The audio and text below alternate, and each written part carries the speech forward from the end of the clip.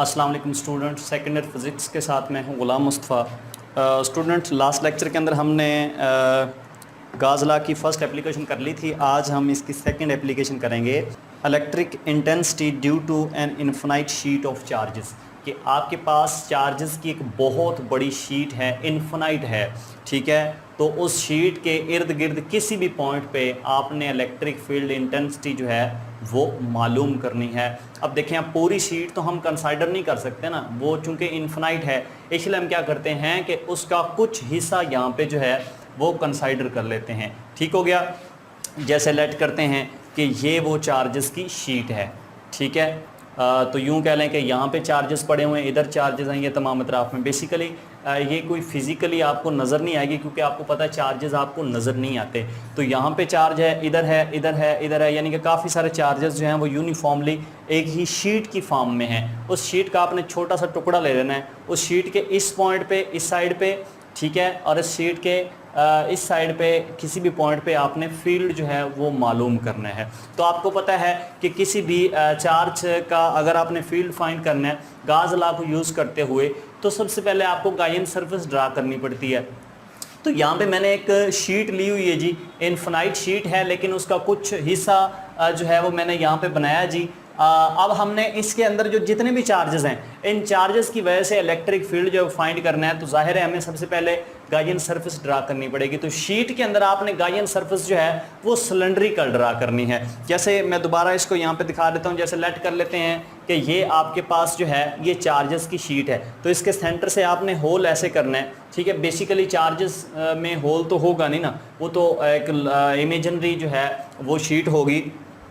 उसमें आपने जो है वो सिलेंडर कंसाइडर कर लेना है, जो ऐसे पास कर रहा होगा। कुछ हिस्सा उसका इस साइड पे होगा और कुछ हिस्सा उसका इस साइड पे होगा, ठीक है। उस पाइप का वो जो सिलेंडर टाइप होगा उसका ये वाला कुछ फेस होगा, जैसे ये वाला फेस है जी, ठीक है। और दूसरी साइड पे भी उसका फेस होगा, यानी कि जैसे ये वाला फेस है। तो इस सिलेंडर के दो फेस होंगे, एक फेस ये और एक फेस ये। अच्छा, तीसरा जो है इसकी कर्व सतह होगी, यानी कि ये सिलेंडर की तरह गोल होगा ना। ये जो गोल सतह है इसको हम कर्व्ड पार्ट बोलते हैं या कर्व्ड सरफेस बोलेंगे, ठीक है।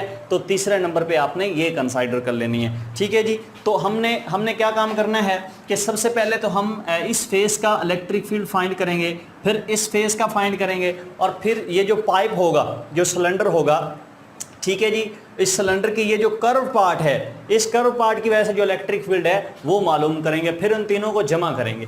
क्लियर हो गया जी। तो इसको आप फेस 1 कह लें और इसको आप फेस 2 कह लें। अब देखें, इन दोनों फेसेस में जो है इलेक्ट्रिक फ्लक्स होगा।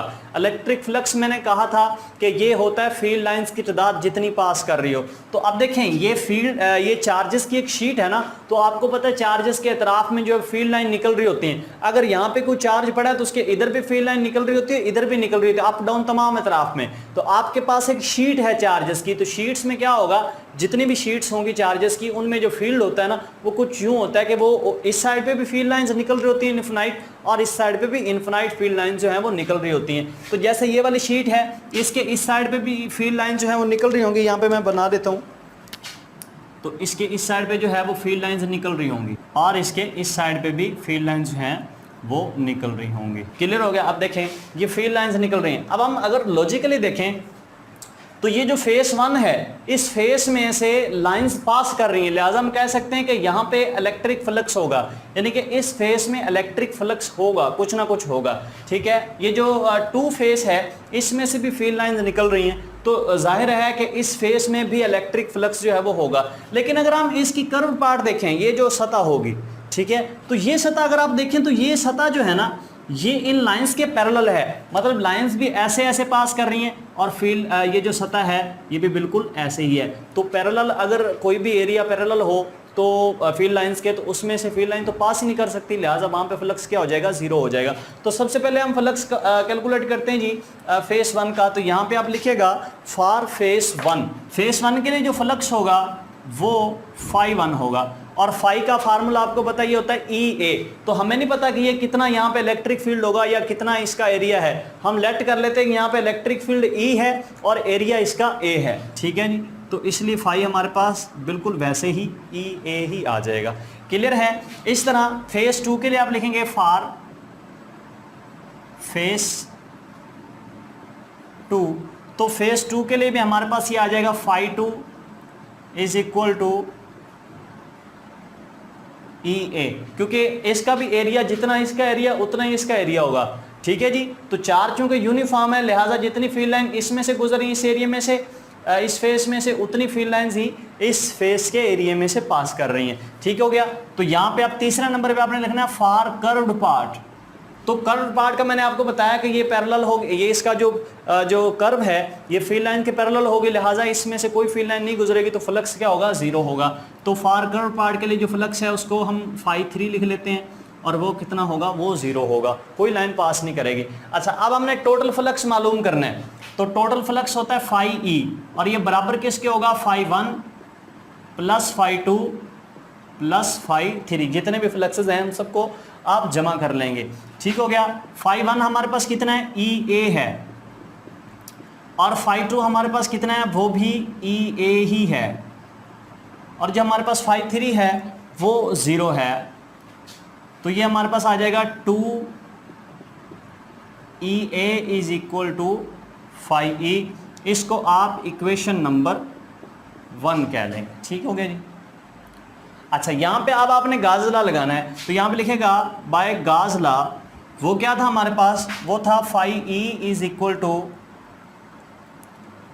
Q over epsilon naught. अब यहाँ पे क्यू की वैल्यू आपने पुट करनी है। ठीक हो गया। तो अब देखें, ये जो शीट है ये इसका कुछ ना कुछ एरिया, क्योंकि इसकी लेंथ भी है और इसकी विड्थ भी है, लिहाजा इसका कुछ ना कुछ एरिया होगा, तो यहाँ पे लगेगी सरफेस चार्ज डेंसिटी। तो मैंने आपको बताया था कि ये सरफेस चार्ज डेंसिटी को हम जाहिर करते हैं सिग्मा से, और ये बराबर होती है Q ओवर A, यानी कि सरफेस चार्ज डेंसिटी। क्लियर हो गया। तो ये sigma basically Q over A के इक्वल है। अगर आप Q की वैल्यू यहाँ से निकालते हैं तो ये आ जाएगा सिग्मा A। क्लियर है। इसको आप ब्रैकेट के अंदर जो है यहाँ पे लिख सकते हैं, तो Q की जगह पे आप सिग्मा A लिख सकते हैं। तो ये हमारे पास जो इक्वेशन है ये बन जाएगी phi E is equal to Q की जगह पे हम लगाएंगे sigma A over epsilon naught, and this is second equation. Clear हो गया। अच्छा, अब हम इन दोनों का मुवाजना करें तो इसमें फाई ई 2EA के इक्वल है, और इसमें फाई ई जो है वो sigma A over epsilon not के इक्वल है। तो आप यूं कह सकते हैं कि ये जो हमारे पास ये फाई थी इसकी वैल्यू पुट कर देंगे, यानी कि फाई की जगह पे आप जो है इसकी वैल्यू लगा देंगे। क्या वैल्यू थी, phi is equal to 2EA, तो ये वाली वैल्यू आप यहाँ पे लगा देंगे तो बन जाएगा 2EA, ये फाई की जगह पे उसकी वैल्यू आ जाएगी, और ये दूसरी साइड वाली रकम जो है वो बिल्कुल वैसे आ जाएगी। यहाँ पे आपको कन्फ्यूजन हो रही होगी, भाई देखें कोई मुश्किल स्टेप यहाँ पे नहीं है, ये फाई जो हमारे पास sigma A over epsilon naught है ये बिल्कुल वैसे आ गया।